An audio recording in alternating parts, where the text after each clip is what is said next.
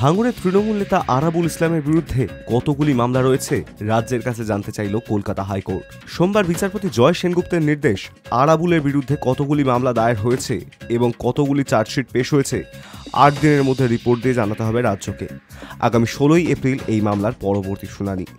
পুলিশের বিরুদ্ধে অতি সক্রিয়তার অভিযোগ তুলে হাইকোর্টে দ্বারস্থ হন আরাবুলের স্ত্রী জাহানারা বিবি। তার অভিযোগ, লোকসভা ভোটের আগে তার স্বামীর বিরুদ্ধে চক্রান্ত করে একের পর এক মামলায় ফাঁসানো হচ্ছে।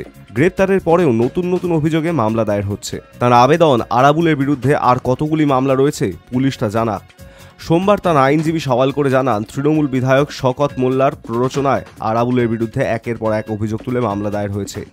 ওই মামলাতেই সব মামলার তথ্য চাইল আদালত। আদালতে আরাবুল আরও অভিযোগ করেন, তাকে একটি মামলায় গ্রেপ্তারের পরে কিছুদিন আগে আরও দুটি মামলা যুক্ত করেছে পুলিশ। লোকসভা ভোট সামনেই তৃণমূল নেতার দাবি, তাকে ভোটের আগে ফাঁসানোর চেষ্টা হয়েছে। গত মঙ্গলবার আরাবুল তার আইনজীবীর মাধ্যমে কলকাতা হাইকোর্টের বিচারপতি জয় সেনগুপ্ত দৃষ্টি আকর্ষণ করেন। সেই বিচারপতি এবার জানতে চাইলেন রাজ্যের কাছে যে আরাবুলের বিরুদ্ধে কটি মামলা রয়েছে। গত ৮ই ফেব্রুয়ারি গ্রেপ্তার করা হয় তৃণমূলের তাজা নেতা আরাবুলকে। তৃণমূল নেতার বিরুদ্ধে খুনের পাশাপাশি সরকারি সম্পত্তি ভাঙচুর, আগ্নেয়াস্ত্র সহ দলবদ্ধভাবে আক্রমণের অভিযোগও রয়েছে। এর আগে জামিন চেয়ে বারুইপুরের অতিরিক্ত মুখ্য বিচার বিভাগীয় ম্যাজিস্ট্রেটের আদালতে যান আরাবুল। সেখানে তিনি জানান, দীর্ঘদিন ধরে তিনি বাড়িতেই চিকিৎসাধীন।